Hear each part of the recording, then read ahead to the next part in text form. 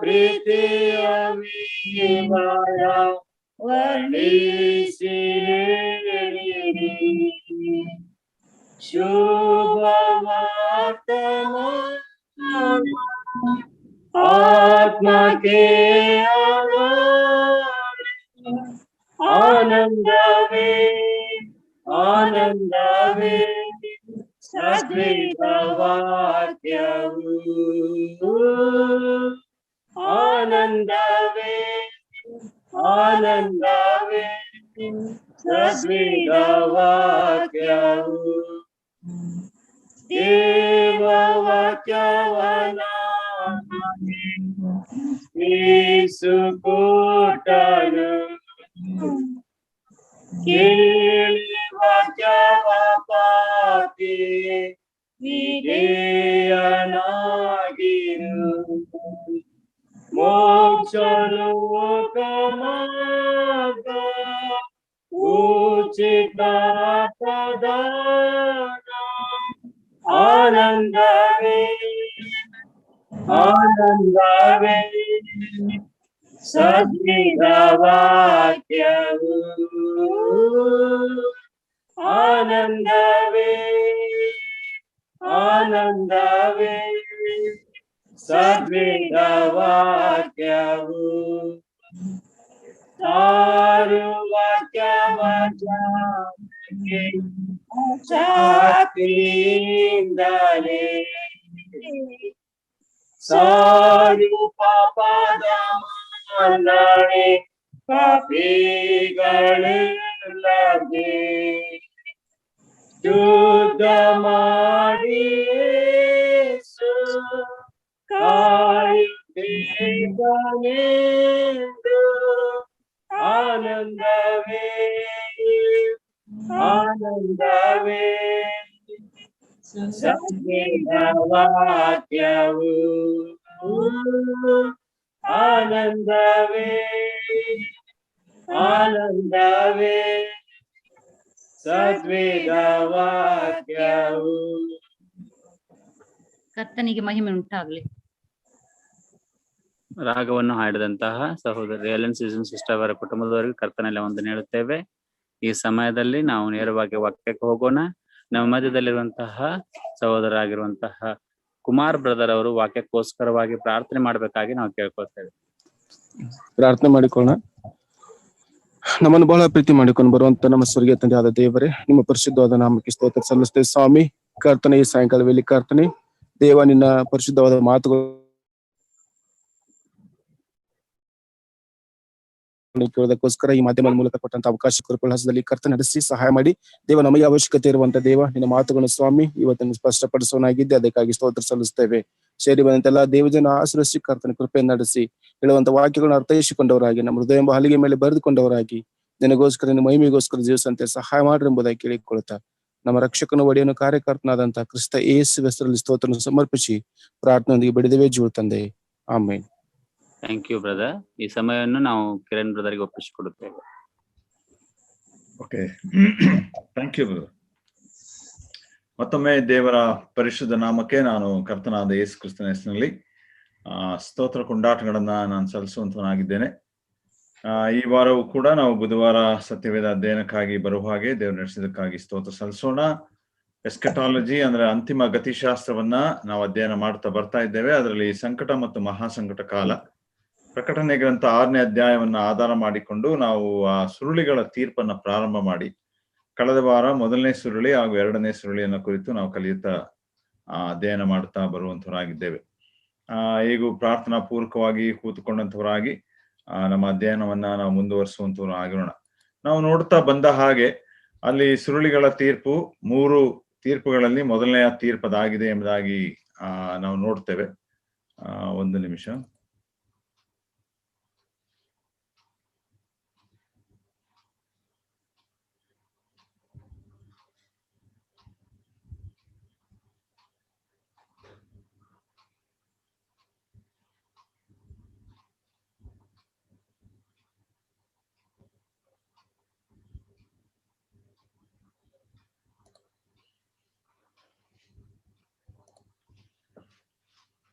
Okay, ಕೇಳಿಸುತ್ತಲ್ವಾ ಎಲ್ಲರಿಗೂ? Yes uncle. Okay, continue ಮಾಡೋಣ.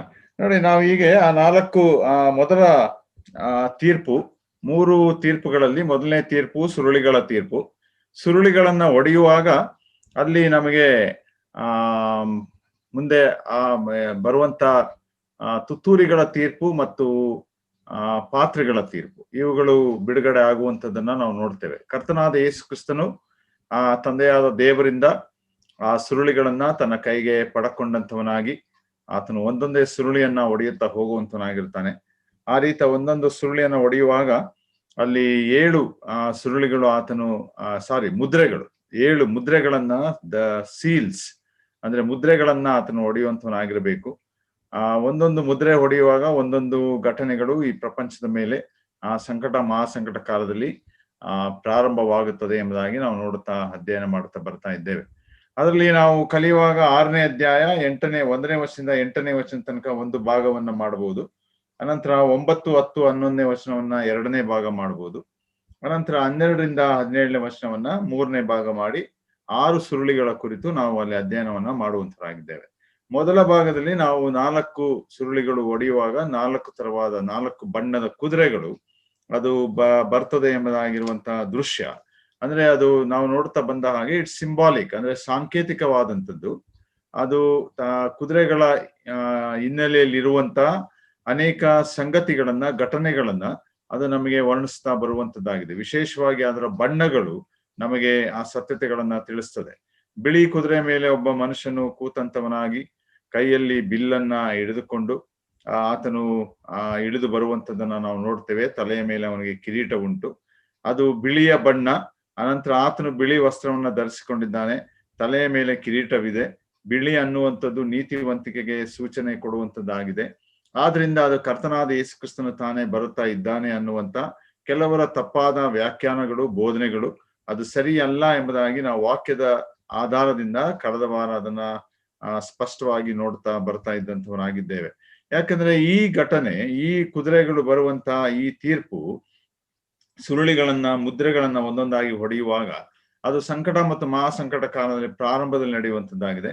ಪ್ರಾರಂಭದಲ್ಲಿ ಎಂದಿಗೂ ಕೂಡ ಕರ್ತನಾದ ಯೇಸು ಕ್ರಿಸ್ತನ 2ನೇ ಆಗಮನ ಈ ಲೋಕಕ್ಕೆ ಆಗಲಿಕ್ಕೆ ಸಾಧ್ಯವೇ ಇಲ್ಲ. ವಾಕ್ಯಾನುಸಾರವಾಗಿ ಸಂಕಟ ಮಹಾಸಂಕಟ ಕಾಲದ ಅಂತ್ಯದಲ್ಲಿ ಅರ್ಮಗದೋನ್ ಯುದ್ಧ ಪ್ರಾರಂಭವಾಗುವ ಸ್ವಲ್ಪ ಮೊದಲು ಆತನು ಈ ಲೋಕಕ್ಕೆ ಬಂದಂತವನಾಗಿ ಕಟ್ಟ ಕಡೆಯ ಲೋಕದ ಯುದ್ಧವಾಗಿರುವಂತ may be the 3rd world war, 3ನೇ ವಿಶ್ವ ಯುದ್ಧ, ಅದು ಕರ್ತನಾದ ಯೇಸು ಕ್ರಿಸ್ತನಿಗೂ ಮತ್ತು ಪ್ರಪಂಚದ ಬೇರೆ ಎಲ್ಲಾ ದೇಶಗಳಿಗೂ ಅವರು ಇಸ್ರಾಯೇಲರ ವಿರುದ್ಧ ಆ ಯುದ್ಧವನ್ನ ಮಾಡುವಾಗ ಕರ್ತನಾದ ಯೇಸು ಕ್ರಿಸ್ತನು ಇಸ್ರಾಯೇಲರ ಪರವಾಗಿ ಆತನು ಆ ಯುದ್ಧವನ್ನ ಮಾಡುವಂತವನಾಗಿ ಕಟ್ಟ ಕಡೆಯದಾಗಿ ಆತನು ಕ್ರಿಸ್ತ ವಿರೋಧಿಯನ್ನು, ಸುಳ್ಳು ಪ್ರವಾದಿಯನ್ನ ಸೆರೆ ಹಿಡಿತಾನೆ.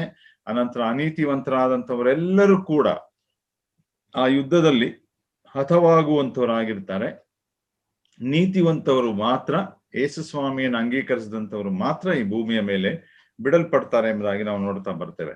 2ನೇ ಸುರುಳಿಯನ್ನ ಮುದ್ರೆಯನ್ನ ನಾವು ನೋಡ್ತಾ ಬಂದಂಥದ್ದು. ಆ ಮುದ್ರೆ ಒಡೆಯುವಾಗ ಕೆಂಪು ಕುದುರೆ ಬಂತು ಎಂಬುದಾಗಿ ನಾವು ನೋಡುವಂತಾಗಿದೆ. ಕೆಂಪು ಕುದುರೆ ಅನ್ನುವಂಥದ್ದು, ಕೆಂಪು ಬಣ್ಣ ಅನ್ನುವಂಥದ್ದು, ಬಿಳಿ ಅನ್ನುವಂಥದ್ದು ಶಾಂತಿ ಸಮಾಧಾನವನ್ನ ಸೂಚಿಸ್ತದೆ. ಕ್ರಿಸ್ತ ವಿರೋಧಿ ಆ ಕುದುರೆಯನ್ನ ಏರಿದಂತವನಾಗಿ ಮೋಸಕರವಾದ ರೀತಿಯಲ್ಲಿ ಪ್ರಪಂಚಕ್ಕೆ ನಾನು ಶಾಂತಿ ಸಮಾಧಾನ ಕೊಡುವಂತವನಾಗಿದ್ದೇನೆ ಎಂಬುದಾಗಿ ಆಗಮಿಸುವಂತ ಸಂಗತಿಯನ್ನ ಆ ಬಿಳಿ ಕುದುರೆಯಲ್ಲಿ ನಾವು ನೋಡುವಂತರಾಗಿದ್ದೇವೆ. ಆದ್ರಿಂದ ಅದು ಕರ್ತನಾದ ಯೇಸು ಕ್ರಿಸ್ತನು ಅಲ್ಲ. ಅದಕ್ಕೆ ಇರುವಂತ ಸಾಧಾರಣ 6 ಕಾರಣಗಳನ್ನ ನಾವು ಕಳೆದ ವಾರ ಅಧ್ಯಯನ ಮಾಡಿದ್ದೇವೆ ಪ್ರಿಯರೇ. ಅದನ್ನ ನಾನು ಮತ್ತೆ ನಿಮಗೆ ಹೇಳಲಿಕ್ಕೆ ಹೋಗುವಂತನಾಗಿಲ್ಲ.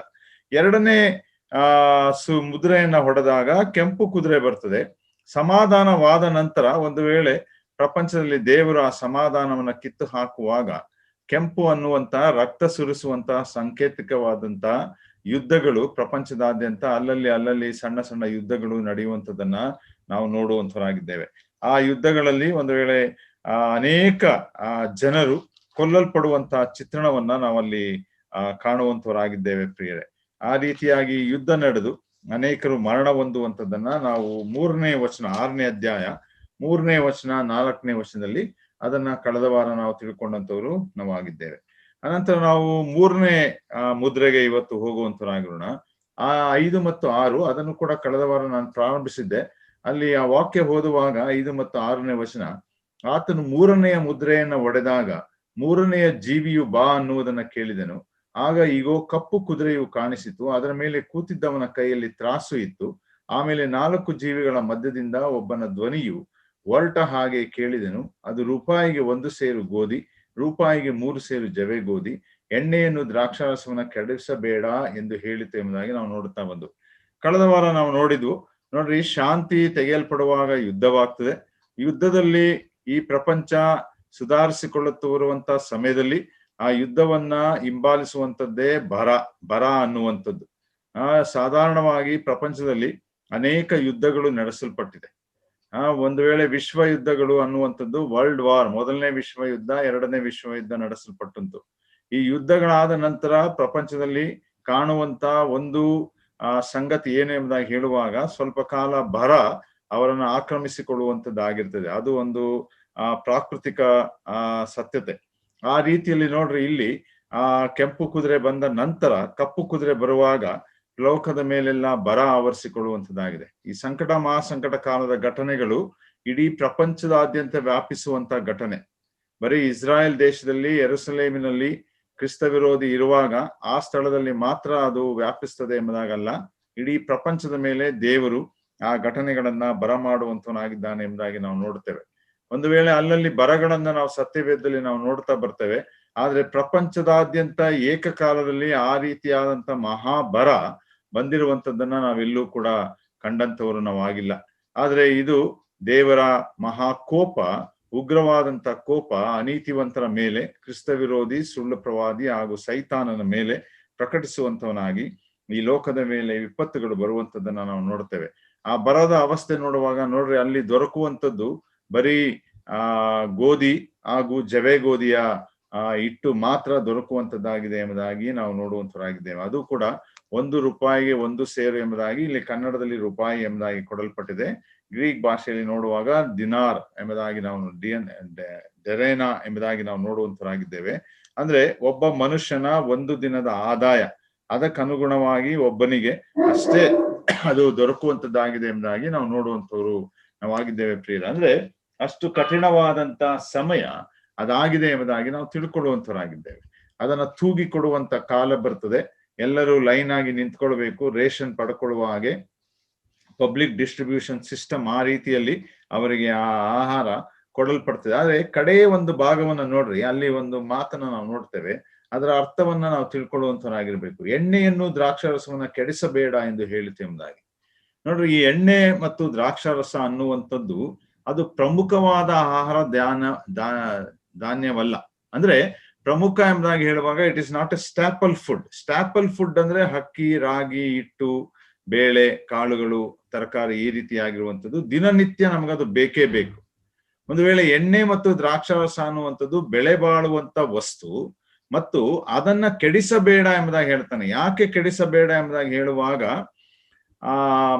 ಆ ಎಣ್ಣೆ ಮತ್ತು ದ್ರಾಕ್ಷಾರಸ ಬೆಳೆಯುವಂತ ಮರಗಳಿರುವಂತ ಆ ಸ್ಥಳಗಳಲ್ಲಿ ಕೆಡಿಸಲ್ಪಟ್ಟಾಗ ಮತ್ತೆ ಅಲ್ಲಿ ನಮ್ಮ ಆಹಾರಕ್ಕಾಗಿ ಜನರು ಏನನ್ನು ಬೆಳೆಸುವಂತ ಅವಕಾಶವಾಗಬಾರದು. ಆ ರೀತಿಯಾಗಿರುವಂತ ಒಂದು ಕಠಿಣವಾದಂತ ದೇವರ ಕ್ರಮವನ್ನ ನಾವಲ್ಲಿ ನೋಡುವಂತರಾಗಿದ್ದೇವೆ.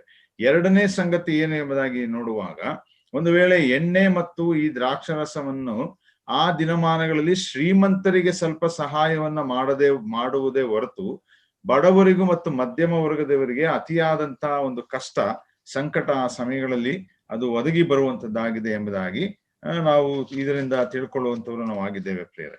ನೋಡ್ರಿ, ಈ ಬರ ಅನ್ನುವಂಥದ್ದು ನಾವು 2ನೇ ಅರಸುಗಳ ಪುಸ್ತಕ 6ನೇ ಅಧ್ಯಾಯ 24ನೇ ವಚನ 26ನೇ ವಚನ ಓದುವಾಗ, ಧರ್ಮೋಪದೇಶ ಕಾಂಡ 28ನೇ ಅಧ್ಯಾಯ 53ರಿಂದ 54ರಲ್ಲಿ ಹೇಳಿದಂತ ಒಂದು ಬರ, ಆ ಪ್ರವಾದನೆ ಭಾಗ 2ನೇ ಅರಸು 6ನೇ ಅಧ್ಯಾಯ 24 ಮತ್ತು 26ರಲ್ಲಿ ನೆರವೇರುತ್ತೆ ಎಂಬುದಾಗಿ ನಾವು ನೋಡುತ್ತೇವೆ.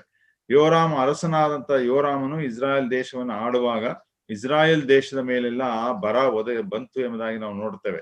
ಆ ಬರದ ಒಂದು ಲಕ್ಷಣಗಳನ್ನು ನೋಡುವಾಗ, ಒಂದು ಕತ್ತೆಯ ತಲೆಯನ್ನ 80 ರೂಪಾಯಿಗೆ ಮಾರಲ್ಪಡುವಂಥದ್ದು, ಅನಂತರ ಪಾರಿವಾಳದ ಮಲವನ್ನ ಅವರು ಸೇರಿಗೆ ಇಷ್ಟು ರೂಪಾಯಿ ಎಂಬುದಾಗಿ ಹೇಳಿ ಮಾರುವಂಥದ್ದನ್ನ ನಾವು ನೋಡುವಂತರಾಗಿದ್ದೇವೆ. ಕತ್ತೆಯ ತಲೆ ಎಂಬುದಾಗಿ ಯಾಕೆ ಉಪಯೋಗಿಸಲ್ಪಟ್ಟಿದೆ ಎಂಬುದಾಗಿ ಹೇಳುವಾಗ, ಅಂತ ಒಂದು ಕ್ಲಿಷ್ಟಕರವಾದಂತ ಒಂದು ಸಮಯ ಈ ಲೋಕದ ಮೇಲೆ ಪ್ರವಾದನೆಗಳ ಮುಖಾಂತರ ಅದು ನೆರವೇರಿಸಲ್ಪಟ್ಟಿದೆ. ಅಂದ್ರೆ ಕತ್ತೆಯ ತಲೆ ಅನ್ನುವಂಥದ್ದು ಒಬ್ಬ ಕನಿಷ್ಠನಾದಂಥವನು ಒಂದು ವೇಳೆ ಉಪಯೋಗಿಸುವಂತ ಒಂದು ವಸ್ತು ಅದಾಗಿದೆ ಎಂಬುದಾಗಿ ನಾವು ತಿಳ್ಕೊಳ್ಳುವಂತವರಾಗಿದ್ದೇವೆ. ಆ ರೀತಿಯಾಗಿ ಇಸ್ರಾಯೇಲರು ಅದನ್ನ ನಿಷೇಧ ಮಾಡುತ್ತಾರೆ ಅಥವಾ ಅದು ಅವರಿಗೆ ಅಶುದ್ಧವಾಗಿದೆ. ಆದ್ರೂ ಕೂಡ ಇಸ್ರಾಯೇಲರ ಮಧ್ಯದಲ್ಲಿ ದೇವರ ಕೋಪ ಪ್ರಕಟಿಸಲ್ಪಡುವಾಗ ಆ ತರವಾದಂತ ಸ್ಥಿತಿ ಒದಗಿ ಬರುವಂತದ್ದಾಗಿದೆ. ಅನಂತರ ಒಂದು ಸೇರು ಮಲ, ಪಾರಿವಾಳದ ಮಲ ಎಂಬುದಾಗಿ ಹೇಳುವಾಗ ಅಲ್ಲಿ ನಾವು ನೋಡ್ತೇವೆ ದ ಡೌ ಡ್ರಾಪ್ಸ್ ಎಂಬುದಾಗಿ ಇಂಗ್ಲಿಷ್ ಅಲ್ಲಿ ಕೊಡಲ್ಪಟ್ಟಿದೆ. ಪಾರಿವಾಳದ ಮಲ ಎಂಬುದಾಗಿ ಹೇಳುವಾಗ ಅದು ಪಕ್ಷಿಯ ಮಲ ಎಂಬುದಾಗಿ ಅರ್ಥವಲ್ಲ. ಅದನ್ನ ಮೂಲ ಭಾಷೆಯಲ್ಲಿ ಅರ್ಥೈಸಿಕೊಳ್ಳುವಾಗ ಏನಂದ್ರೆ ಅವರ ಮಧ್ಯದಲ್ಲಿ ಒಂದು ಕನಿಷ್ಠವಾದಂತ ಒಂದು ಬೆಳೆ ಉಂಟಂತೆ, ಒಂದು ಗಿಡ ಉಂಟು. ಆ ಗಿಡದಲ್ಲಿ ಕೆಲವು ಸಣ್ಣ ಸಣ್ಣ ಆಕಾರದಲ್ಲಿ ಒಂದು ಫಲಗಳು ಅದು ಬಿಡುವಂತದ್ದಾಗಿರ್ತದೆ. ಆ ಫಲ ಒಂದು ವೇಳೆ ಅತಿ ಬಡವರು ಕನಿಷ್ಠರು ಅದನ್ನ ಉಪಯೋಗಿಸುವಂತ ಸಂಗತಿ, ಎಲ್ಲರೂ ಕೂಡ ಅದನ್ನು ಉಪಯೋಗಿಸ್ತಿರೋಲ್ಲ. ಆದ್ರೆ ಆ ಬರದ ಕಾಲದಲ್ಲಿ ನೋಡ್ರಿ, ಅಂತ ಯಾವ ಬೆಲೆ ಇಲ್ಲದಂತ ಆ ಒಂದು ಕಾಳಿಗೆ ಅಥವಾ ಆ ಒಂದು ಹಣ್ಣಿಗೆ, ಕಾಳಿಗೆ ಅದು ಅಷ್ಟು ಬೆಲೆ ತೆತ್ತು ಅವರು ತಿನ್ನಬೇಕಾಗ್ತದೆ ಎಂಬುದಾಗಿ ಹೇಳಿರುವಂತ ಆ ರೀತಿಯಾದಂತಹ ಸಂಗತಿ. ಒಂದು ವೇಳೆ ಅದು ಆ ರೀತಿ ನೆರವೇರಿಸಲ್ಪಟ್ಟಿದೆ ಎಂಬುದಾಗಿ ನಾವು ಸತ್ಯವೇದದಲ್ಲಿ ನೋಡುವಾಗ, ಪ್ರಿಯರೇ, ಈ ಸಂಕಟ ಮತ್ತು ಮಹಾಸಂಕಟ ಕಾಲದಲ್ಲಿ ವಿಶೇಷವಾಗಿ ಇಸ್ರಾಯೇಲರ ಪುನರ್ಸ್ಥಾಪನೆಯ ಈ ಸಮಯದಲ್ಲಿ ಇಸ್ರಾಯೇಲರು ಅನುಭವಿಸುವ ಹಾಗೆ ಈ ಭಯಂಕರವಾದಂತಹ ಒಂದು ಬರ ಈ ಲೋಕದ ಮೇಲೆ 3ನೇ ಮುದ್ರೆ ಹೊಡೆದಾಗ ಅದು ಬರುವಂತದ್ದಾಗಿದೆ ಎಂಬುದಾಗಿ ನಾವು ತಿಳ್ಕೊಳ್ಳುವಂತವ್ರು ನಾವಾಗಿದ್ದೇವೆ. ಈ ಬರದ ವಿಷಯದಲ್ಲಿ ಇನ್ನು ಅನೇಕ ಸಂಗತಿಗಳನ್ನ ನಾವು ನೋಡ್ಲಿಕ್ಕೆ ಸಾಧ್ಯತೆಗಳುಂಟು. ಆದ್ರೆ ಅದೆಲ್ಲ ಕೆಲವು ಉದಾಹರಣೆಗಳಾಗಿ ನಾವು ನೋಡುವಂತರಾಗಿರ್ತೇವೆ. ಆದ್ರೆ ನಮ್ಮ ಈ ಒಂದು ಅಧ್ಯಯನಕ್ಕೆ ನಾವು ಇಷ್ಟು ತಿಳ್ಕೊಂಡಂತವರಾಗಿ ನಾವೀಗ 4ನೇ ಮುದ್ರೆಗೆ ಹೋಗುವಂತವರು ನಾವಾಗಿರೋಣ. ನೋಡ್ರಿ, ಇಲ್ಲಿ ನಾನು ಕೊಟ್ಟಿರುವ ಹಾಗೆ ಮೊದಲನೇ ಮುದ್ರೆ, 2ನೇ ಮುದ್ರೆ, 3ನೇ ಮುದ್ರೆ, ಹಾಗೆ ಒಂದೊಂದು ಮುದ್ರೆಯಲ್ಲಿ ಯಾವ ತರವಾದ ಸಂಗತಿಗಳು ನಡೀತದೆ ಎಂಬುದಾಗಿ ನಾವು ನೋಡುವಂತವರಾಗಿದ್ದೇವೆ. ಅನಂತರ ಇದು 1ನೇ ಮುದ್ರೆ ಹೊಡೆದಾಗ ಬಿಳಿ ಕುದುರೆಯನ್ನ ಹೇರಿ ಕ್ರಿಸ್ತ ವಿರೋಧಿ ಈ ಲೋಕಕ್ಕೆ ಬರುವಂತವನಾಗಿದ್ದಾನೆ. ಆತನ ಕೈಯಲ್ಲಿ ಒಂದು ಬಿಲ್ಲು ಉಂಟು ಅಷ್ಟೇ. ನೋಡ್ರಿ, ಅದರಲ್ಲಿ ಬಾಣವಿಲ್ಲ. ಬಾಣ ಯಾಕಿಲ್ಲ ಅಂದ್ರೆ ಅವನು ಸುಳ್ಳಾದಂತ ಸಮಾಧಾನ ಸಾರುವಂತವನಾಗಿ, ಬಾಣ ಇದ್ದರೆ ಅಪಾಯ ಇದೆ ಎಂಬುದಾಗಿ ಅರ್ಥ. ಆತನು ಹೇಳುವುದೇನೆಂದ್ರೆ, ನನ್ನ ಕೈಯಲ್ಲಿ ಬಾಣವಿಲ್ಲ, ನಾನು ಯಾರಿಗೂ ತೊಂದರೆ ಕೊಡೋದಿಲ್ಲ, ನಾಶ ಮಾಡೋದಿಲ್ಲ ಎಂಬುದಾಗಿ ಬರ್ತಾನೆ. ಆದ್ರೆ ಆ ರೀತಿ ಬಂದಂತವನಿಗೆ ಇಡೀ ಪ್ರಪಂಚ ಅವನಿಗೆ ಅಡ್ಡ ಬೀಳುವಂತದ್ದಾಗಿದೆ. ನೋಡ್ರಿ, ಇಲ್ಲೆಲ್ಲರೂ ಕೂಡ ಅವನಿಗೆ ಅಡ್ಡ ಬೀಳುವಂತ ಒಂದು ಚಿತ್ರಣ ಅಷ್ಟೇ ಇದು. ಆದ್ರೆ ಮುಂದೆ ಹೋಗುವಾಗ ಏನಾಗ್ತದೆ ಅಂದ್ರೆ, ಆ ಹಿಂಬದಿಯಲ್ಲಿರುವಂತ ಚಿತ್ರಣದಂತೆ ಇಡೀ ಪ್ರಪಂಚದಾದ್ಯಂತ ಅವನ ನಿಜವಾದ ಗುಣವನ್ನ ತೋರ್ಪಡಿಸುವಾಗ ಇಡೀ ಪ್ರಪಂಚ ಅದು ಹಿಂಸೆಯ ಅಡಿಯಲ್ಲಿ ಮುಂದುವರಿಯುವಂತದ್ದಾಗಿದೆ ಎಂಬುದಾಗಿರುವಂತ ಒಂದು ಚಿತ್ರಣ. ಇಲ್ಲಿ ಬಿಲ್ಡಿಂಗ್ ಗಳೆಲ್ಲ ಬೆಂಕಿ ಹಚ್ಕೊಳ್ಳೋದು, ಆ ರೀತಿಯಾದಂತಹ ಸಂಗತಿಗಳನ್ನ ನಾವು ನೋಡುವಂತವ್ರು ನಾವಾಗಿದ್ದೇವೆ. ಇದು 1ನೇ ಮುದ್ರೆ, ಅಂದ್ರೆ ಬಿಳಿ ಕುದುರೆ. 2ನೇ ಮುದ್ರೆ ಹೊಡೆದಾಗ ನಾವು ಕೆಂಪು ಕುದುರೆಯನ್ನ ಏರಿದಂತವರಾಗಿ ನೋಡಿದ್ದೇವೆ. ಅಲ್ಲಿ ಮರಣಗಳು ನಡೆಯುವಂತದ್ದಾಗಿದೆ. ನೋಡ್ರಿ, ಇಲ್ಲೆಲ್ಲ ಮೂಳೆಗಳು, ಸ್ಕೆಲಿಟನ್ಸ್ಗಳು ಬಿದ್ದ ರೀತಿಯಲ್ಲಿಯೇ ಇದು ಯುದ್ಧವನ್ನ ಸೂಚಿಸುವಂತ ಒಂದು ಕುದುರೆ. ಆ ಕುದುರೆಯನ್ನ ಏರಿ ಬರುವಂತವನಾಗಿರುವಂತವನು ಮೃತ್ಯು ಆಗಿದ್ದಾನೆ. ಆತನು ಎಲ್ಲರನ್ನ ಸಂಹಾರ ಮಾಡುವಂತವನಾಗಿದ್ದಾನೆ. ಆತನಲ್ಲಿ ಕೈಯಲ್ಲಿ ಒಂದು ದೊಡ್ಡ ಕತ್ತಿ ಕೊಡಲ್ಪಟ್ಟುಂಟು. ಅಂದ್ರೆ ಸೂಚಿಸುವಂತದ್ದೇನೆಂದ್ರೆ, ಪ್ರಪಂಚದಾದ್ಯಂತ ಆ ರೀತಿಯಾಗಿ ಯುದ್ಧಗಳ ಮುಖಾಂತರ ಮರಣ ಮನುಷ್ಯರಲ್ಲಿ ಉಂಟಾಗ್ತದೆ ಎಂಬುದಾಗಿ ನಾವು ನೋಡುವಂತವ್ರು ನಾವಾಗಿದ್ದೇವೆ. 3ನೇ ಮುದ್ರೆ ಹೊಡೆದಾಗ ಕಪ್ಪು ಕುದುರೆ ಬರುವಂತದ್ದಾಗಿದೆ. ಅವನ ಕೈಯಲ್ಲಿ ಒಂದು ತ್ರಾಸು ಕೊಡಲ್ಪಟ್ಟುಂಟು. ಅಂದ್ರೆ ಆ ಬರದ ಸೂಚನೆಯನ್ನ ಅದು ಸೂಚಿಸ್ತಾ ಉಂಟು. ಆ ತಕ್ಕಡಿಯಲ್ಲಿ ತೂಗಿ ಅವರಿಗೆ ತೂಕಕ್ಕೆ ಸರಿಯಾಗಿ, ಹಣಕ್ಕೆ ಸರಿಯಾಗಿ ಅವರಿಗೆ ಆಹಾರವನ್ನ, ದವಸ ಧಾನ್ಯವನ್ನ ಕೊಡುವಂತ ಒಂದು ಸ್ಥಿತಿ ಪ್ರಪಂಚದಾದ್ಯಂತ ಒದಗಿ ಬರ್ತದೆ ಎಂಬುದಾಗಿ ನಾವು ನೋಡುವಂತರಾಗಿದ್ದೇವೆ. 4ನೇ ಮುದ್ರೆ ಹೊಡೆದಾಗ ನಾವಲ್ಲಿ ನೋಡುವುದೇನೆಂದ್ರೆ 7 ಮತ್ತು 8ನೇ ವಚನವನ್ನ ನಾವು ನೋಡೋಣ. 4ನೇ ಮುದ್ರೆ 7 ಮತ್ತು 8ನೇ ವಚನ. ಆತನು 4ನೆಯ ಮುದ್ರೆಯನ್ನ ಹೊಡೆದಾಗ 4ನೆಯ ಜೀವಿಯು ಬಾ ಅನ್ನುವುದನ್ನ ಕೇಳಿದನು. ಆಗ ಈಗೋ ಬೂದಿ ಬಣ್ಣದ ಕುದುರೆಯು ಕಾಣಿಸಿತು. ಅದರ ಮೇಲೆ ಕೂತಿದ್ದವನ ಹೆಸರು ಮೃತ್ಯುವು. ಅವನ ಹಿಂದೆ ಪಾತಾಳವೆಂಬುವನು ಬಂದನು. ಅವರಿಗೆ ಭೂಮಿಯ ಕಾಲು ಭಾಗದಲ್ಲಿ ಕತ್ತಿಯಿಂದಲೂ, ಬರದಿಂದಲೂ, ಅಂಟು ರೋಗದಿಂದಲೂ, ಕಾಡು ಮೃಗಗಳಿಂದಲೂ ಕೊಲ್ಲುವುದಕ್ಕೆ ಅಧಿಕಾರವು ಕೊಡಲ್ಪಟ್ಟಿತು ಎಂಬುದಾಗಿ ನಾವು ನೋಡುವಂತರಾಗಿದ್ದೇವೆ. ನೋಡ್ರಿ, ಇದು 4ನೆಯ ವಿಪತ್ತು ಪ್ರಪಂಚದ ಮೇಲೆ ಕರ್ತನಾದ ಯೇಸು ಕ್ರಿಸ್ತನ 4ನೆಯ ಮುದ್ರೆಯನ್ನ ಒಡೆಯುವಾಗ ಆ ವಿಪತ್ತುಗಳು ಪ್ರಪಂಚದ ಮೇಲೆ ಅದು ಬರುವಂತದ್ದಾಗಿದೆ.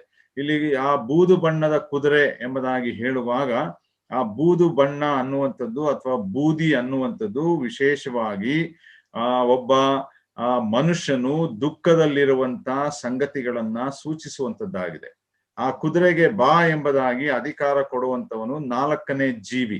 ಆ 4ನೇ ಜೀವಿ ಯಾರು ಎಂಬುದಾಗಿ ಹೇಳುವಾಗ ಪರಲೋಕದಲ್ಲಿ 4ನೇ ಅಧ್ಯಾಯದಲ್ಲಿ 7, 8, 9ನೇ ವರ್ಷದಲ್ಲಿ ನಾವು ನೋಡುತ್ತಾ ಬಂದ ಹಾಗೆ ಆ ಗರುಡ ಪಕ್ಷಿ ಅಂತಿರುವಂತ ಗರುಡ ಪಕ್ಷಿಯ ಮುಖವನ್ನ ಹೊಂದಿರುವಂತ ಕೆರೂಬಿ ಅವನು ಈ ಕುದುರೆಗೆ ಬಾ ಎಂಬುದಾಗಿ ಆಜ್ಞೆಯನ್ನ ಕೊಡುವಂತವನಾಗಿದ್ದಾನೆ.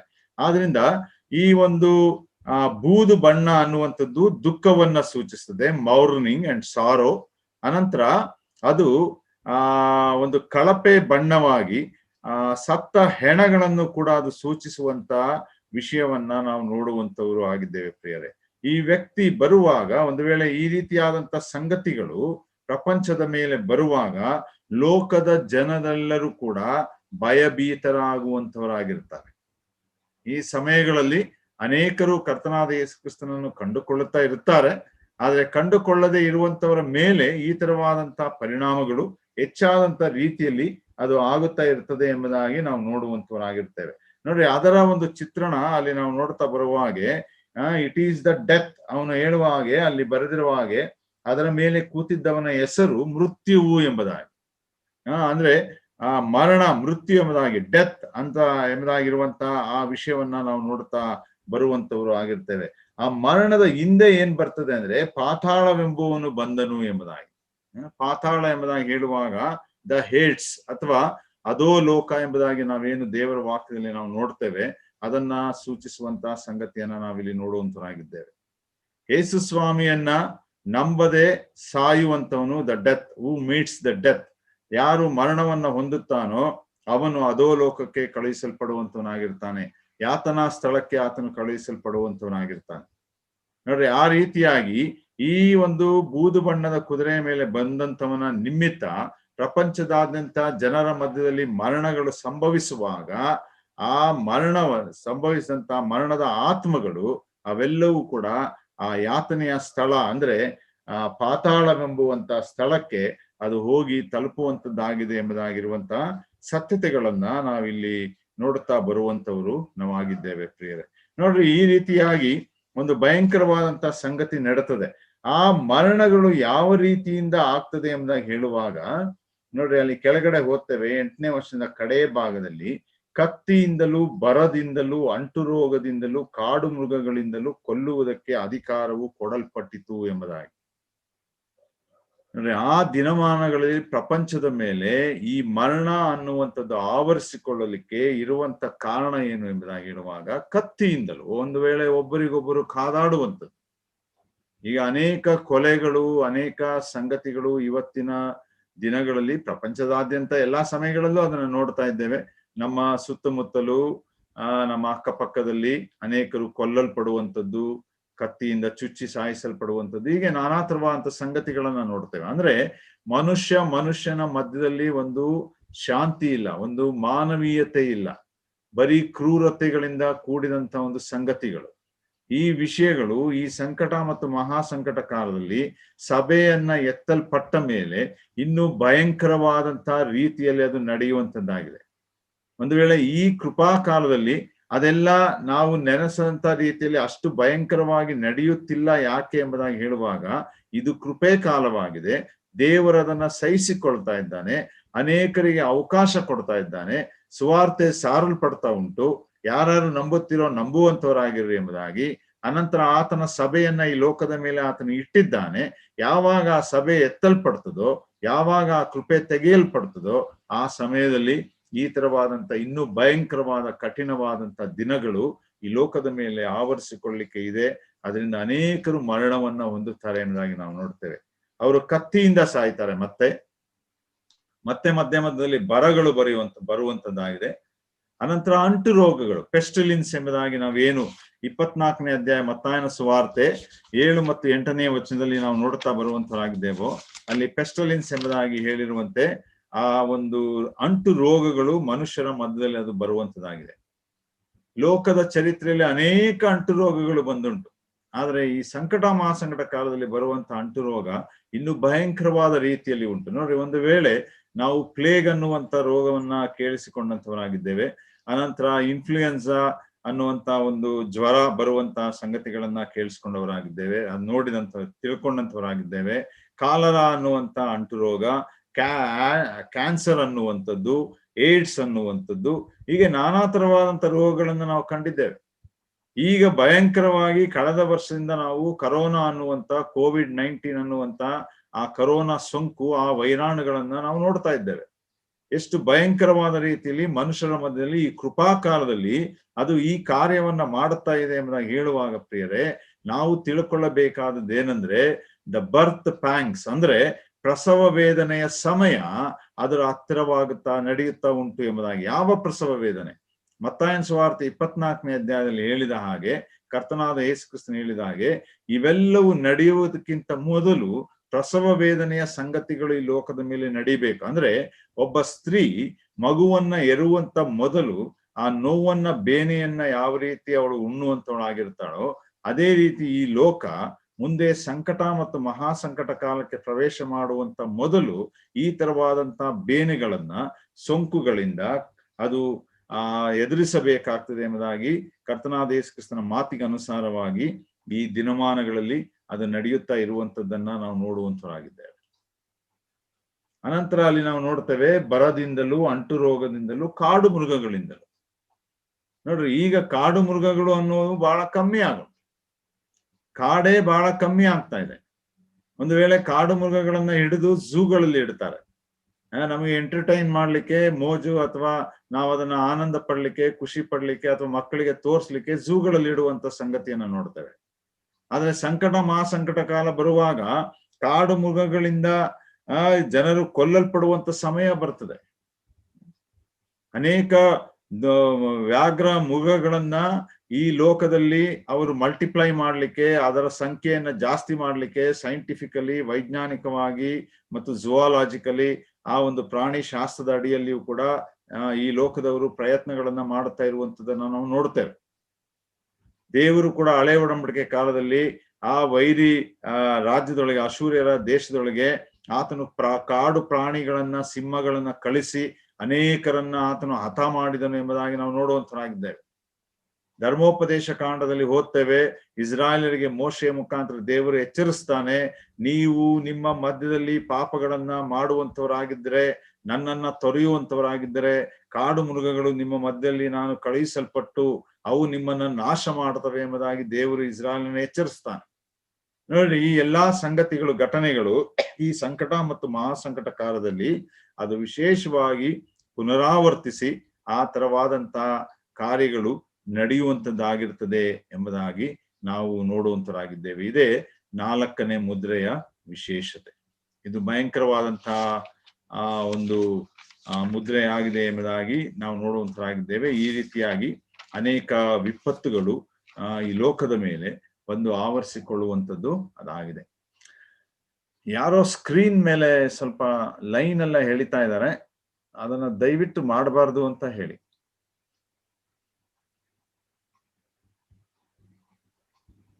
ದಯಮಾಡಿ ಯಾರು ಸ್ಕ್ರೀನ್ ಮೇಲೆ ಬರೆಯಕ್ ಹೋಗ್ಬೇಡಿ, ಅದು ಡಿಸ್ಟರ್ಬೆನ್ಸ್ ಆಗುತ್ತೆ, ಮತ್ತೆ ಬೇರೆ ರೀತಿಯಾದಂತ ಅರ್ಥಗಳನ್ನ ಕೊಡುವಂತದ್ದಾಗಿರುತ್ತೆ. ದಯಮಾಡಿ ಯಾರು ಬರಿಬೇಡಿ.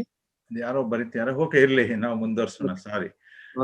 ಈಗ ನಾವು 5ನೇ ಮುದ್ರೆಗೆ ಬರುವಂತರಾಗಿದ್ದೇವೆ. 2ನೇ ಭಾಗ, 6ನೇ ಅಧ್ಯಾಯದ 2ನೇ ಭಾಗ, 5ನೇ ಮುದ್ರೆಯನ್ನ ನಾವು ನೋಡುವಂತರಾಗಿರೋಣ. ಇಲ್ಲಿ 4 ಮುದ್ರೆಗಳಲ್ಲಿ ದೇವರು ಕಠಿಣವಾದಂತ ಸಮಯಗಳನ್ನ, ಕೆಲವು ತೀರ್ಪುಗಳನ್ನ ತಂದಂತದ್ದನ್ನ ನಾವು ನೋಡುತ್ತಾ ಬಂದೆವು.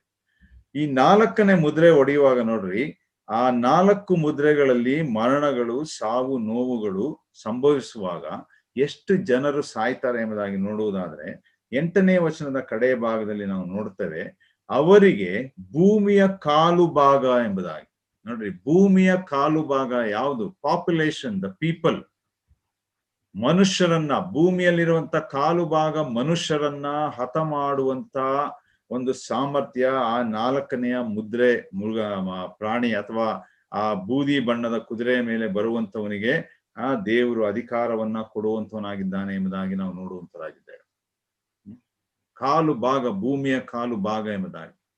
ಇವತ್ತಿನ ದಿವಸ ಪ್ರಪಂಚದ ಜನಸಂಖ್ಯೆ 770 ಕೋಟಿ, 7.7 ಬಿಲಿಯನ್.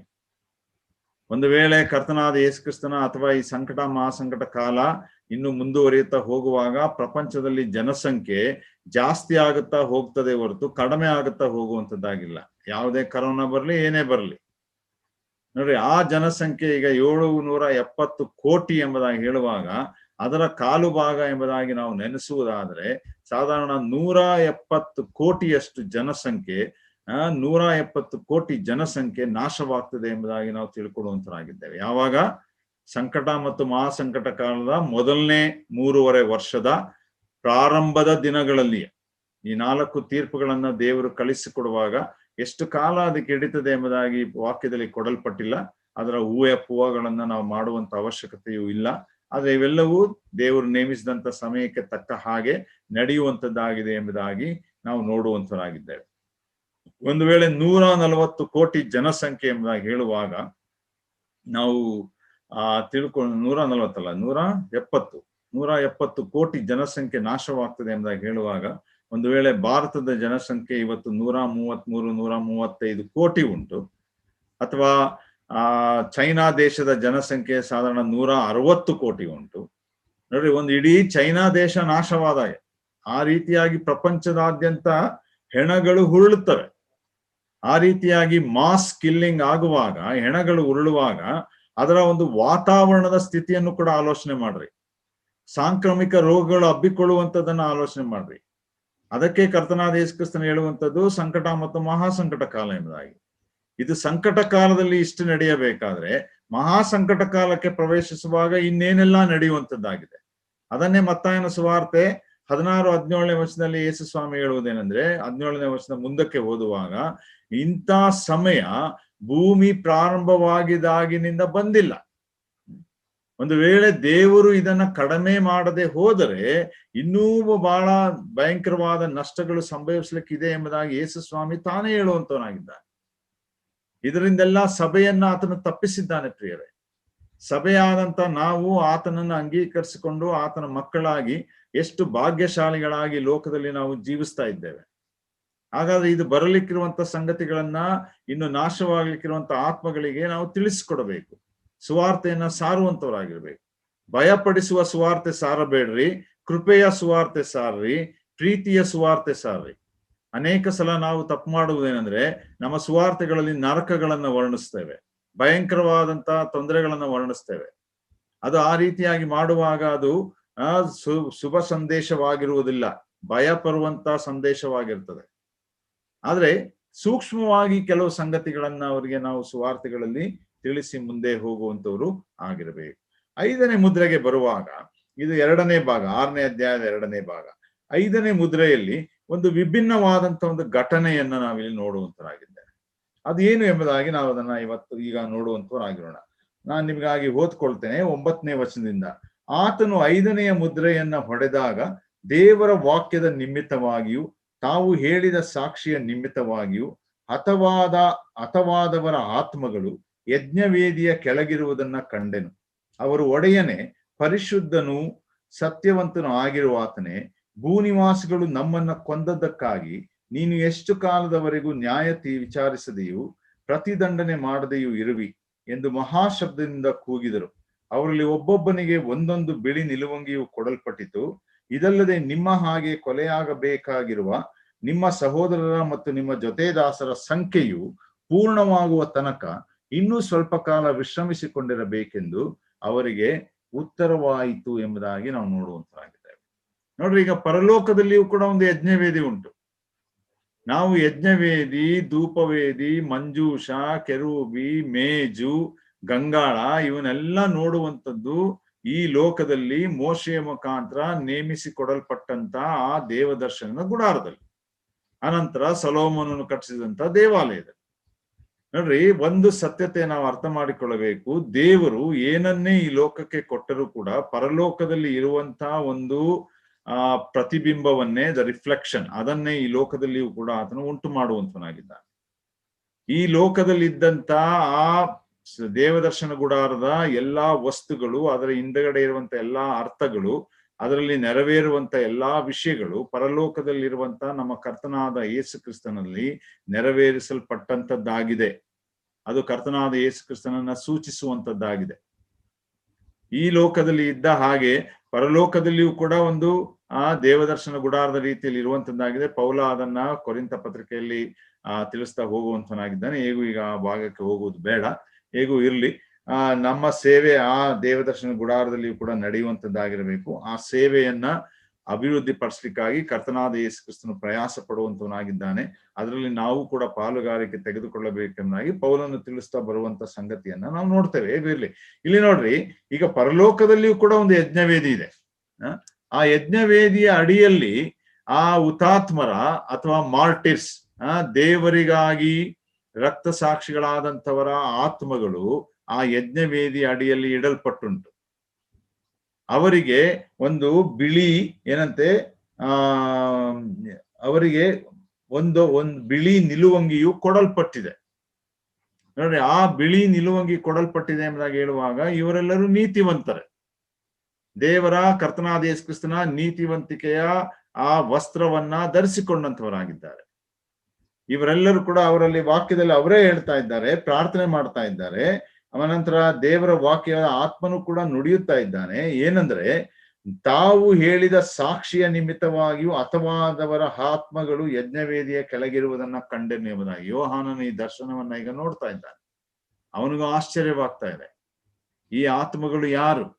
ಈ ಹುತಾತ್ಮರು ಯಾರು? ಈ ಮಾರ್ಟಿರ್ಸ್ ಯಾರು ಎಂಬುದಾಗಿರುವಂತ ಆತನ ಒಂದು ಪ್ರಶ್ನೆ. ನೋಡ್ರಿ, ಅಲ್ಲಿ ಮುಂದೆ ಓದುವಾಗ ಅವರೊಂದು ಪ್ರಾರ್ಥನೆಯನ್ನು ಕೂಡ ಮಾಡುವಂತವರಾಗಿದ್ದಾರೆ. ಅವರ ಮೇಲೆ ಅನ್ಯಾಯ ನಡೆದುಂಟು, ಅವರ ಮೇಲೆ ಧೋರಣೆ ನಡೆದುಂಟು, ಅವರ ಮೇಲೆ ಸುಳ್ಳು ತಪ್ಪುಗಳನ್ನು ಹೊರಿಸಿದ್ದಾರೆ. ಅವರು ಸಾಕ್ಷಿಯನ್ನ ಯೇಸು ಸ್ವಾಮಿ ಪರವಾಗಿ ಕೊಟ್ಟದಕ್ಕಾಗಿ ಕೊಲ್ಲಲ್ಪಟ್ಟಿದ್ದಾರೆ. ಕೊಲ್ಲಲ್ಪಟ್ಟಂತ ಆತ್ಮಗಳು ನೋಡ್ರಿ ಅಲ್ಲಿ ಪರಲೋಕದಲ್ಲಿದೆ. ಆ ಚಿತ್ರಣದಲ್ಲಿ ನೋಡುವಾಗ ನಾವು ನೋಡ್ರಿ, ಪುರುಷರಿದ್ದಾರೆ, ಸ್ತ್ರೀಯರಿದ್ದಾರೆ, ಒಂದು ವೇಳೆ ಅವರ ಮಕ್ಕಳಿದ್ದಾರೆ. ಇದೊಂದು ಕಲ್ಪನೆಯ ಚಿತ್ರಣ ಅಷ್ಟೇ. ಕರ್ತನಾದ ಯೇಸು ಕ್ರಿಸ್ತನ ಮಕ್ಕಳಾಗಿ ಸಭೆಯಾಗಿ ಜೀವಿಸುವಂತ ನಾವು ಒಂದು ವೇಳೆ ಕುಟುಂಬವಾಗಿ ಆಲೋಚಿಸುವಾಗ ಕುಟುಂಬದಲ್ಲಿರುವಂತ ಪ್ರತಿಯೊಬ್ಬರು ಕೂಡ ಕ್ರಿಸ್ತನ ಸಾಕ್ಷಿಗಳಾಗಿ ಜೀವಿಸಬೇಕು. ದೊಡ್ಡವರಾಗಲಿ, ಸಣ್ಣವರಾಗಲಿ, ಹಿರಿಯರಾಗಲಿ, ಮಕ್ಕಳಾಗಲಿ, ಯಾರೇ ಆಗಲಿ, ಕ್ರೈಸ್ತ ಕುಟುಂಬದ ಮೌಲ್ಯ, ಸಿದ್ಧಾಂತ, ತತ್ವ ಎಂಬುದಾಗಿ ತೆಗೆದುಕೊಳ್ಳುವಾಗ ಅದೇ ದೇವರ ವಾಕ್ಯ ನಮಗೆ ತಿಳಿಸುವಂಥದ್ದು. ಗಂಡ ಒಂದು ಕಡೆ ಹೋಗುವಂಥದ್ದು, ಹೆಂಡತಿ ಇನ್ನೊಂದು ಸಭೆಗೆ ಹೋಗುವಂಥದ್ದು, ಮಕ್ಕಳು ಸಭೆಗೆ ಬರದೇ ಇರುವಂಥದ್ದು, ಟ್ಯೂಷನ್ನು, ಎಕ್ಸಾಮ್ ಎಂಬುದಾಗಿ ಕಾರಣ ಕೊಡುವಂಥದ್ದು, ಇದ್ಯಾವುದು ಕೂಡ ಕ್ರಿಸ್ತಿಯ ಕುಟುಂಬಗಳ ಮಧ್ಯದಲ್ಲಿ ಬರಲಿಕ್ಕೆ ಸಾಧ್ಯವಿಲ್ಲ ಪ್ರಿಯರೇ.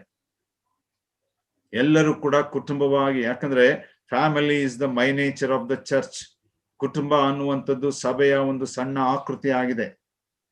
ಆ ರೀತಿಯಾಗಿ ಸಭೆಗಳಲ್ಲಿ ಕುಟುಂಬವಾಗಿ ನಾವು ಸೇರಿಕೊಳ್ಳುವಾಗ ಈ ಸ್ಥಳೀಯ ಸಭೆಯಾಗಿ ಅದು ಪರಿಣಮಿಸಲ್ಪಡುವಂಥದ್ದನ್ನ ನಾವು ನೋಡ್ತೇವೆ.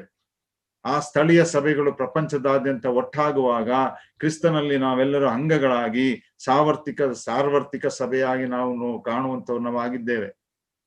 ನೋಡ್ರಿ, ಇಲ್ಲಿ ಈಗ ಒಂದು ಗುಂಪಿದೆ, ಅವರು ಕ್ರಿಸ್ತನಿಗಾಗಿ ಸಾಕ್ಷಿಗಳಾಗಿದ್ದಲ್ಲದೆ ಹತವಾಗಿದ್ದಾರೆ.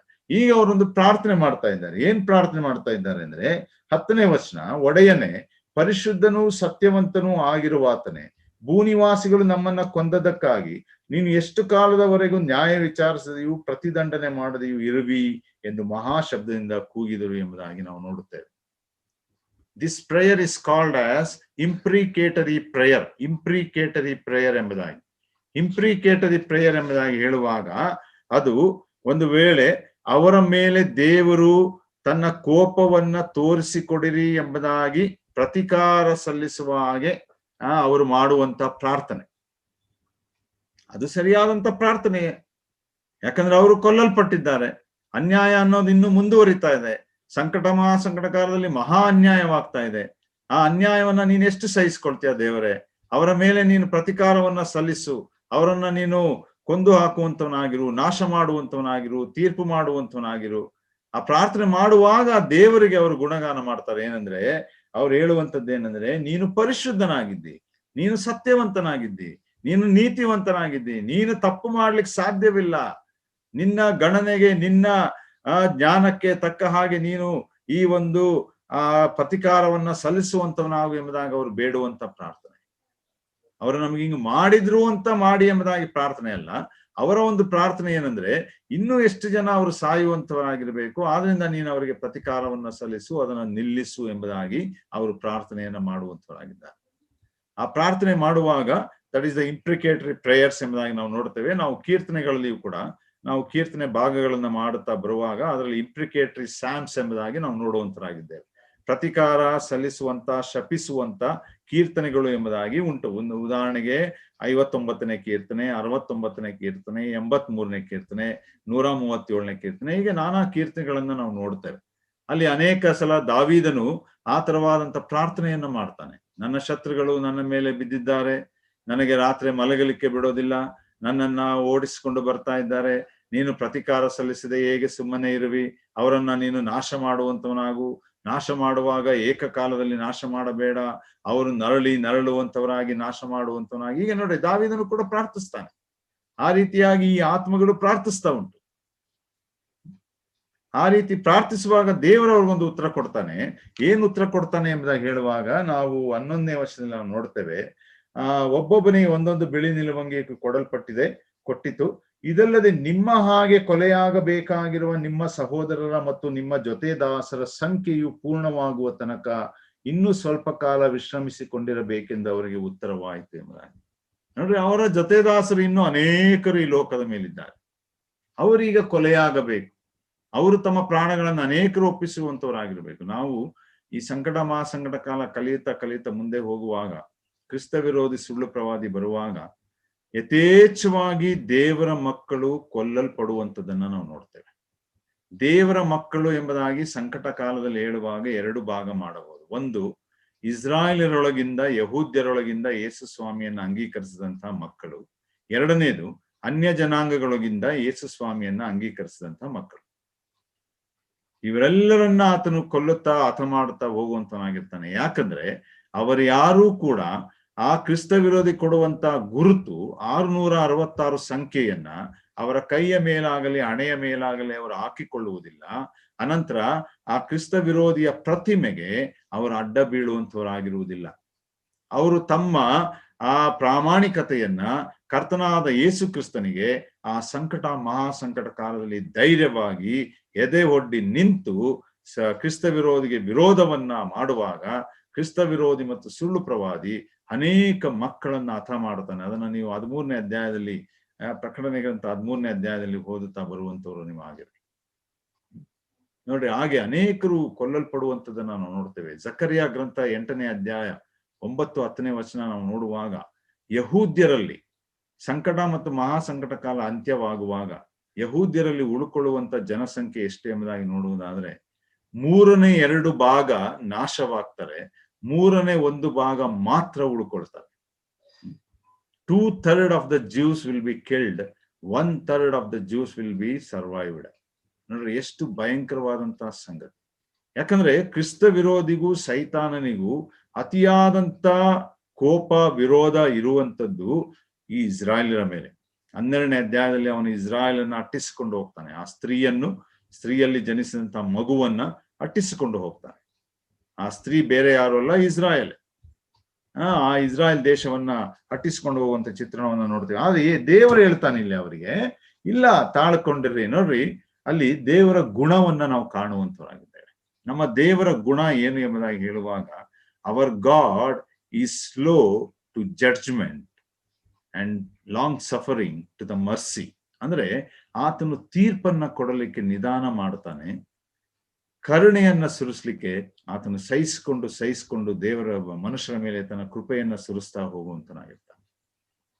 ಅಂದ್ರೆ ಅವನ ಆ ಒಂದು ಕಾರಣ ಏನಂದ್ರೆ, ಇನ್ನೂ ಸ್ವಲ್ಪ ಸಮಯ ತಾಳ್ಕೊಂಡ್ರಿ ಅಂದ್ರೆ ಇನ್ನೂ ಸ್ವಲ್ಪ ಕಾಲ ವಿಶ್ರಮಿಸಿಕೊಂಡಿರಬೇಕು. ಯಾಕಂದ್ರೆ ಇನ್ನೊಂದು ಸ್ವಲ್ಪ ಕಾಲ ಇದೆ, ಬರೀ 7 ವರ್ಷ ಅಷ್ಟೇ. ಈಗ ಆಲ್ರೆಡಿ 1-2 ವರ್ಷ ಕಳೆದಿರ್ಬೋದು ಈ ಘಟನೆಗಳು ನಡೆಯುವಾಗ. ಇನ್ನೊಂದು 5 ವರ್ಷ ಇದೆ, ತಾಳ್ಕೊಳ್ಳಿ. ಈ 5 ವರ್ಷದಲ್ಲಿ ಅನೇಕರು ನಿಮ್ಮ ಹಾಗೆ ಜೊತೆ ಸೇವಕರು, ಏನಂತೆ, ಜೊತೆ ಸಹೋದರರು, ಜೊತೆ ದಾಸರ ಸಂಖ್ಯೆಯು ಪೂರ್ಣವಾಗುವ ತನಕ ಅನೇಕರು ಕೊಲ್ಲಲ್ಪಡಬೇಕು. ನಿಮ್ಮ ಹಾಗೆ ಅವರ ಸಂಖ್ಯೆ ಪೂರ್ಣವಾಗುವ ತನಕ ನೀವು ಹಾಗೆ ಇರ್ರಿ ಎಂಬುದಾಗಿ ಅವರಿಗೆ ಯೇಸು ಕ್ರಿಸ್ತನು ಅಥವಾ ದೇವರು ಆಶ್ವಾಸನೆ ಕೊಟ್ಟು ಅವರನ್ನ ಸಮಾಧಾನ ಪಡಿಸುವಂಥದ್ದನ್ನ ನಾವು ನೋಡ್ತೇವೆ. ನೋಡಿ, ನಮ್ಮ ದೇವರು ಎಷ್ಟು ಕೃಪಾಪೂರ್ಣನಾಗಿದ್ದಾನೆ, ಎಷ್ಟು ದೀರ್ಘ ಶಾಂತನಾಗಿದ್ದಾನೆ, ಎಷ್ಟು ಸಹಿಸಿಕೊಳ್ಳುವಂತನಾಗಿದ್ದಾನೆ. ನಮ್ಮ ದಂಡನೆಗೆ ತಕ್ಕಂತೆ ನಮ್ಮನ್ನ ಶಿಕ್ಷಿಸಲಿಲ್ಲ, ನಮ್ಮ ಅಪರಾಧಗಳಿಗೆ ತಕ್ಕಂತೆ ನಮ್ಮನ್ನ ದಂಡಿಸಲಿಲ್ಲ. ನಮ್ಮ ಪಾಪಗಳನ್ನ ಪೂರ್ವಕ್ಕೂ ಪಶ್ಚಿಮಕ್ಕೂ ಎಷ್ಟು ದೂರವೋ ಅಷ್ಟು ದೂರ ಮಾಡಿದ್ದಾನೆ. ನಿರಂತರವಾಗಿ ಸಹಿಸಿಕೊಂಡು ಹೋಗುವಂತಹ ದೇವರು ನಮ್ಮ ಕರ್ತನಾದ ಯೇಸು ಕ್ರಿಸ್ತನ ಆತನಾಗಿದ್ದಾನೆ ಎಂಬುದಾಗಿ ನಾವು ನೋಡುವಂತವರು ನಾವಾಗಿದ್ದೇವೆ.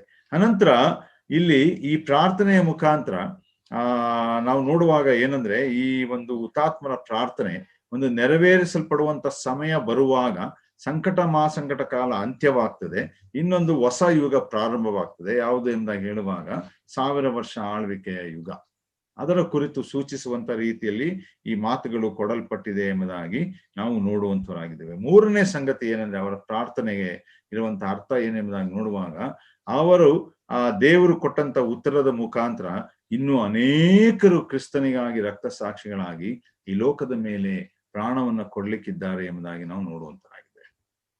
ಈಗ ಇಲ್ಲಿ ಬರುವಂತ ಪ್ರಶ್ನೆ, ಈ ಯಜ್ಞವೇದಿಯ ಅಡಿಯಲ್ಲಿರುವಂತ ಈ ಹುತಾತ್ಮರು, ಈ ಮಾರ್ಟಿರ್ಸ್, ರಕ್ತ ಸಾಕ್ಷಿಯಾಗಿ ಕೊಲ್ಲಲ್ಪಟ್ಟಂತವರು ಯಾರಾಗಿದ್ದಾರೆ?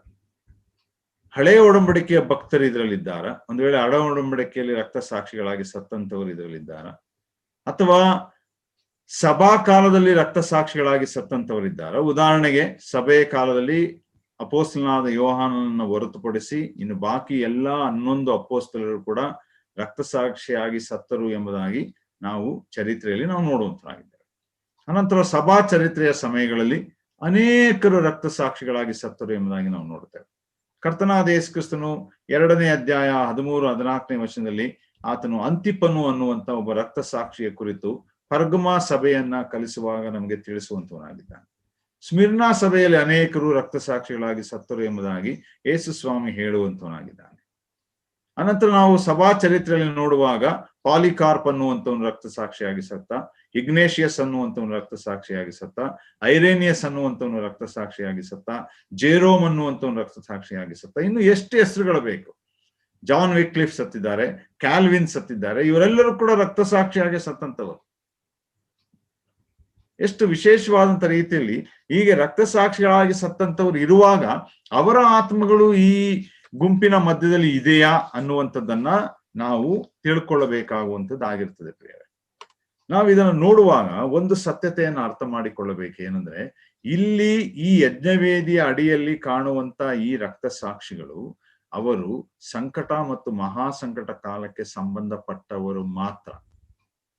ಸಂಕಟ ಮತ್ತು ಮಹಾಸಂಕಟ ಕಾಲಕ್ಕೆ ಸಂಬಂಧಪಟ್ಟಂತವರು ಮಾತ್ರ ಯಜ್ಞವೇದಿಯ ಅಡಿ ಇಡಲ್ಪಟ್ಟಿದ್ದಾರೆ ಎಂಬುದಾಗಿ ನಾವು ನೋಡುತ್ತೇವೆ. ಈ ಯಜ್ಞವೇದಿ ಅನ್ನುವಾಗ ದೇವದರ್ಶನ ಗುಡಾರದಲ್ಲಿ 2 ತರವಾದಂತ ಯಜ್ಞವೇದಿ ಉಂಟು. ಒಂದು ತಾಮ್ರದಿಂದ ಮಾಡಿದಂತ ಯಜ್ಞವೇದಿ, ಎರಡನೇದು ಚಿನ್ನದಿಂದ ಮಾಡಿದಂತ ಯಜ್ಞವೇದಿ, ಅದಕ್ಕೆ ಧೂಪವೇದಿ ಎಂಬುದಾಗಿ ಕೂಡ ನಾವು ನೋಡುತ್ತೇವೆ. ಇಂಗ್ಲಿಷ್ ಪದ ನೋಡುವಾಗ altar of golden altar of incense ಎಂಬುದಾಗಿ ನಾವು ನೋಡುವಂತರಾಗಿದ್ದೇವೆ. ಚಿನ್ನದಿಂದ ಮಾಡಿದಂತ ಧೂಪವೇದಿ ಪರಿಶುದ್ಧ ಸ್ಥಳದಲ್ಲಿ ಇಡಲ್ಪಟ್ಟಿದೆ. ತಾಮ್ರದಿಂದ ಮಾಡಿದಂತ ಧೂಪವೇದಿ ದೇವಾಲಯದ ಹೊರಗೆ ಅಂಗಳದಲ್ಲಿ ಇಡಲ್ಪಟ್ಟಿದೆ ಎಂಬುದಾಗಿ ನಾವು ನೋಡುವಂತರಾಗಿದ್ದೇವೆ. ಇವರು ರಕ್ತ ಸುರಿಸಿದಂತವರು ಎಂಬುದಾಗಿ ಸೂಚಿಸುವಾಗ ತಾಮ್ರದ ಯಜ್ಞವೇದಿಯ ಮೇಲೆ ಪ್ರಾಣಿಗಳನ್ನ ವಧೆ ಮಾಡಿ ಅಥವಾ ಯಜ್ಞ ಮಾಡಿ ಅದರ ಮೇಲೆ ರಕ್ತವನ್ನ ಚೆಲ್ಲುತ್ತಾ ಇದ್ದಾಗೆ, ಚಿಮುಕಿಸ್ತಾ ಇದ್ದ ಹಾಗೆ, ಅದರ ಬುಡಕ್ಕೆ ರಕ್ತವನ್ನ ಚೆಲ್ಲುತ್ತಾ ಇದ್ದಾಗೆ ಆ ಚಿತ್ರಣವನ್ನ ಕೊಡುವಂತ ರೀತಿಯಲ್ಲಿ ಕರ್ತನಾದ ಯೇಸು ಕ್ರಿಸ್ತನಿಗಾಗಿ ರಕ್ತ ಸುರಿಸಿದಂತ ಇವರ ಆತ್ಮಗಳು ಒಂದು ವೇಳೆ ತಾಮ್ರ ಯಜ್ಞವೇದಿಯ ಅಡಿಯಲ್ಲೇ ಇದೆ ಎಂಬುದಾಗಿ ನಾವು ಗ್ರಹಿಸಿಕೊಳ್ಳಿಕ್ಕೆ ಸಾಧ್ಯತೆಯನ್ನ ಉಂಟು ಮಾಡ್ತದೆ. ಹೀಗೆ ಇರುವಂತ ಈ ಆತ್ಮಗಳು ಸಭೆಗೆ ಸಂಬಂಧಪಟ್ಟವರಲ್ಲ. ಇವರೆಲ್ಲರೂ ಕೂಡ ಸಂಕಟ ಮತ್ತು ಮಹಾಸಂಕಟ ಕಾಲದಲ್ಲಿ ಹುತಾತ್ಮರಾಗಿ ಸತ್ತಂತವರ ಆತ್ಮಗಳು. ಅನಂತರ ಅವರ ಪ್ರಾರ್ಥನೆಗೂ ಕೂಡ ಯೇಸು ಸ್ವಾಮಿ ಉತ್ತರ ಕೊಡುವಂತ ರೀತಿಯಲ್ಲಿ ಇನ್ನೂ ಸ್ವಲ್ಪ ಕಾಲ ತಡಿ ವಿಶ್ರಮಿಸಿಕೊಂಡಿರಬೇಕು. ಯಾಕಂದ್ರೆ ಅನೇಕ ನಿಮ್ಮ ಜೊತೆದಾಸರ ಸಂಖ್ಯೆಯು ಪೂರ್ಣವಾಗುವಂತದ್ದಾಗಿದೆ. ಜೊತೆದಾಸರು ಎಂಬುದಾಗಿ ಹೇಳುವಾಗ ಸಂಕಟ ಮತ್ತು ಮಹಾಸಂಕಟ ಕಾಲದಲ್ಲಿ ಇವರೊಟ್ಟಿಗೆ ಜೀವಿಸುತ್ತಿದ್ದಂತ ದಾಸರು, ದೇವರ ಮಕ್ಕಳು. ಅನಂತರ 7 ವರ್ಷಗಳ ಸಮಯಗಳಲ್ಲಿ ಯೇಸು ಸ್ವಾಮಿಯನ್ನು ಅಂಗೀಕರಿಸಿಕೊಳ್ಳುವಂತ ಅನೇಕ ಮಕ್ಕಳು, ಯಹೂದ್ಯರು ಮತ್ತು ಅನ್ಯ ಜನಾಂಗದವರು. ಕ್ರಿಸ್ತ ವಿರೋಧಿಗೆ ವಿರೋಧವಾಗಿ ನಿಲ್ಲುವಂಥವ್ರು, ಆತನ ಗುರುತನ್ನ ಹಾಕಿಸಿಕೊಳ್ಳದೆ ಇರುವಂಥವ್ರು, ಸ್ವಾಮಿಗಾಗಿ ಸಾಯುವಂಥವ್ರು, ಆತನ ಸಾಕ್ಷಿಗಳನ್ನ ಕೊಡುತ್ತಾ ಕೊಲ್ಲುವಂತವರಾಗಿದ್ದಾರೆ ಎಂಬುದಾಗಿ ನಾವು ಕೊಲ್ಲಲ್ಪಡುವಂತವರಾಗಿದ್ದಾರೆ ಎಂಬುದಾಗಿ ನಾವು ನೋಡ್ತೇವೆ. ಯಾಕೆ ಅವರು ಸಭೆ ಆಗಿಲ್ಲ ಎಂಬುದಾಗಿ ನೋಡುವಾಗ ಒಂದು ಕಾರಣ, 3 ಕಾರಣಗಳನ್ನ ನಾನು ನಿಮ್ಗೆ ಹೇಳಲಿಕ್ಕೆ ಇಷ್ಟಪಡುವಂತನಾಗಿದ್ದೇನೆ. ಒಂದೆರಡು ನಿಮಿಷ ತಡವಾಗ್ತದೆ, ದಯವಿಟ್ಟು ಸಹಿಸ್ಕೊಳ್ರಿ, ಅದನ್ನ ಮುಗಿಸೋಣ ಎಂಬುದಾಗಿ ನನ್ನ ಒಂದು ಆಲೋಚನೆ. ಯಾಕೆ ಅವರು ಸಭೆಗೆ ಸಂಬಂಧಪಟ್ಟಿಲ್ಲ ಎಂಬುದಾಗಿ ಹೇಳುವಾಗ, ಈ ಸಮಯದಲ್ಲಿ ಆಗಲೇ ಸಭೆ ಎತ್ತಲ್ಪಟ್ಟಿರ್ತದೆ. ಸಭೆ ಎತ್ತಲ್ಪಟ್ಟಾಗ ಸಭೆಯಲ್ಲಿ ಮೊದಲು ಕ್ರಿಸ್ತನಲ್ಲಿ ಸತ್ತವರು, ರಕ್ತ ಸಾಕ್ಷಿಗಳಾಗಿ ಸಾಯಲಿ ಅಥವಾ ಸಾಮಾನ್ಯ ಸಾವಿನಲ್ಲಿ ಸತ್ತಂತ ಭಕ್ತರು, ಅವರೆಲ್ಲರೂ ಮೊದಲು ಎಬ್ಬಿಸಲ್ಪಡ್ತಾರೆ. 1 ಥೆಸಲೋನಿಕ 4ನೇ ಅಧ್ಯಾಯ 16ನೇ ವರ್ಷದಿಂದ ನಾವು ನೋಡ್ತಾ ಬರುವ ಹಾಗೆ. ಅನಂತರ ಜೀವದೊಂದುಳಿದಿರುವಂತ ನಾವು ಮಾರ್ಪಾಡು ಹೊಂದಿ ಎಲ್ಲರೂ ಕೂಡ ಪರಲೋಕಕ್ಕೆ ಎತ್ತಲ್ಪಟ್ಟಿರ್ತೇವೆ. ಯೇಸು ಸ್ವಾಮಿಯನ್ನ ಯಜ್ಞದ ಕುರಿಯಾದ ಆತನನ್ನ ವಿವಾಹವಾಗ್ತೇವೆ, ಆತನ ನ್ಯಾಯಾಸನದ ಮುಂದೆ ನಿಂತುಕೊಳ್ತೇವೆ, ಪ್ರತಿಫಲಗಳನ್ನ ಹೊಂದಿದಂತವರಾಗಿರ್ತೇವೆ. So we are out of the scene. ಸಂಕಟ ಮತ್ತು ಮಹಾಸಂಕಟ ಕಾಲದಲ್ಲಿ ನಾವೆಂದಿಗೂ ಇರುವಂತವರಲ್ಲ. ನಮ್ಮ ಆತ್ಮಗಳೆಲ್ಲವೂ ಕೂಡ ಎಬ್ಬಿಸಲ್ಪಟ್ಟಿವೆ. ಮಹಿಮಾ ಶರೀರವು ನಮಗೆ ಕೊಡಲ್ಪಟ್ಟಿದೆ. ಆ ಮಹಿಮೆ ಶರೀರ ನಮ್ಮನ್ನ ಹೊಂದಿದಂತವರಾಗಿ ಈಗ ಪರಲೋಕದಲ್ಲಿ ನಾವು ಇರುವಂತವರಾಗಿದ್ದೇವೆ. ಅದನ್ನ ನಮ್ಮ ಆತ್ಮಗಳು ಈ ಯಜ್ಞವೇದಿ ಅಡಿಯಲ್ಲಿ ಇದೆ ಎಂಬುದಾಗಿ ಹೇಳಲಿಕ್ಕೆ ಸಾಧ್ಯವೇ ಇಲ್ಲ. ಇದು ಒಂದು ಕಾರಣ. ಎರಡನೇ ಕಾರಣ ಎಂಬುದಾಗಿ ಹೇಳುವಾಗ, ಅವರನ್ನ ಸೂಚಿಸುವಂತ 24 ಹಿರಿಯರು, ದ ರಿಡೆಂಪ್ಟೆಡ್ ಪೀಪಲ್, ವಿಮೋಚಿಸಲ್ಪಟ್ಟಂತ ಸಭೆಯನ್ನ ಸೂಚಿಸುವಂತ 24 ಹಿರಿಯರು ಆಗಲೇ 4ನೇ ಅಧ್ಯಾಯ ಪ್ರಕಟಣೆಯಲ್ಲಿ ನಾವು ನೋಡ್ತೇವೆ, ಅವರು ಪರಲೋಕದಲ್ಲಿದ್ದಾರೆ. ತಂದೆಯಾದ ದೇವರ ಸಿಂಹಾಸನದ ಸುತ್ತಲೂ ಅವರು 24 ಸಿಂಹಾಸನಗಳಲ್ಲಿ ಕೂತುಕೊಂಡಂತವರಾಗಿದ್ದಾರೆ, ಕಿರೀಟಗಳನ್ನ ಧರಿಸಿಕೊಂಡಂತವರಾಗಿದ್ದಾರೆ, ಕಿರೀಟಗಳನ್ನ ಆತನ ಪಾದದ ಅಡಿಯಲ್ಲಿಟ್ಟು ಆರಾಧಿಸುವಂತವರಾಗಿದ್ದಾರೆ. ಆದ್ರಿಂದ ಅವರು ಕೂಡ ಸಭೆಯನ್ನ ಸೂಚಿಸುವಾಗ ಸಭೆ ಎತ್ತಲ್ಪಟ್ಟಿದೆ ಎಂಬುದಾಗಿ ನಾವು ನೋಡುವಂತವರಾಗಿದ್ದೇವೆ. ಎರಡನೇ ಒಂದು ಕಾರಣ ಏನು ಎಂಬುದಾಗಿ ನಾವು ನೋಡುತ್ತಾ ಬರುವಾಗ ನೋಡ್ರಿ, ಇಲ್ಲಿ ಈ ರಕ್ತ ಸಾಕ್ಷಿಗಳು ಮಾಡುವಂತ ಪ್ರಾರ್ಥನೆ 10ನೇ ವಚನ, ಒಡೆಯನೇ ಪರಿಶುದ್ಧನು ಸತ್ಯವಂತನು, ಒಡೆಯನೇ ಎಂಬುದಾಗಿ ಅವರು ಸಂಬೋಧಿಸುವಂತದನ್ನ ನಾವು ನೋಡ್ತೇವೆ. ಸಭೆ ಎಂದಿಗೂ ದೇವರನ್ನ ಒಡೆಯನೇ ಎಂಬುದಾಗಿ ಹೇಳುವಂತದ್ದಾಗಿಲ್ಲ. ಸಭೆ ಯಾವಾಗಲೂ ದೇವರನ್ನ ನಾವು ಪ್ರಾರ್ಥಿಸುವಾಗ ಅಥವಾ ವಾಕ್ಯದಲ್ಲಿಯೂ ಕೂಡ ಹೇಳಿದ ಹಾಗೆ, ಗಲಾತ್ಯ ಪತ್ರಕ್ಕೆ 4ನೇ ಅಧ್ಯಾಯ 6ನೇ ವಚನ, ರೋಮಾಪುರ 8ನೇ ಅಧ್ಯಾಯ 29 ಮತ್ತು 30ನೇ ವಚನ ಎಂಬುದಾಗಿ ನಾವು ನೋಡ್ತಾ ಬರುವಾಗ, ನಾವು ದೇವರನ್ನ ಹೇಗೆ ಸಂಬೋಧಿಸ್ತೇವೆ ಅಂದ್ರೆ, ತಂದೆಯಾದ ದೇವರೇ, ಅಬ್ಬಾ ಫಾದರ್ ಎಂಬುದಾಗಿ, ಇಂಗ್ಲಿಷ್ ಅಲ್ಲಿ ನಾವು ನೋಡುವಾಗ ತಂದೆಯಾದ ದೇವರೇ, ಅಬ್ಬಾ ಫಾದರ್ ಎಂಬುದಾಗಿ ನಾವು ಸಭೆಯವರು ಸಂಬೋಧಿಸ್ತೇವೆ.